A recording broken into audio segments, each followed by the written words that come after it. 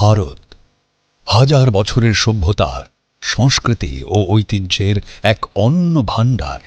বিগত ১২ বছরে দেশের ঐতিহ্য ও সাংস্কৃতিক উত্তরাধিকার সংরক্ষণ এবং পুনরুজ্জীবনের ক্ষেত্রে এক নতুন অধ্যায়ের সূচনা হয়েছে। দেশের প্রাচীন ঐতিহ্যকে আধুনিক প্রজন্মের সঙ্গে যুক্ত করতে কেন্দ্র সরকার গ্রহণ করেছে একাধিক গুরুত্বপূর্ণ উদ্যোগ। তীর্থস্থান ও ঐতিহাসিক কেন্দ্রগুলির উন্নয়নের জন্য চালু হয়েছে প্রসাদ প্রকল্প এবং স্বদেশ দর্শন প্রকল্প।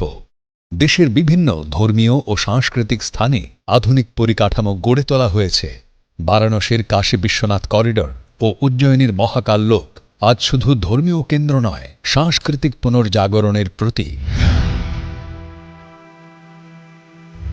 ভারতের ঐতিহ্যকে শুধু সংরক্ষণ নয়, মানুষের কাছে নতুনভাবে তুলে ধরার যে উদ্যোগ গত কয়েক বছরে নেওয়া হয়েছে তা সত্যিই অতুলনীয়।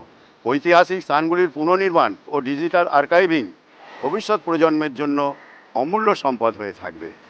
এই ঐতিহ্য সংস্কৃতি আমাদের জাতির পরিচয়, আমাদের অহংকার। বিগত ১২ বছর ধরে কেন্দ্রীয় সরকার ধারাবাহিকভাবে ধর্মীয় স্থান থেকে জাতীয় যুদ্ধ স্মারক, লোকশিল্প থেকে দেশের গৌরবময় সংস্কৃতিকে সংরক্ষণ করছে ও তুলে ধরছে বিশ্বের দরবারে।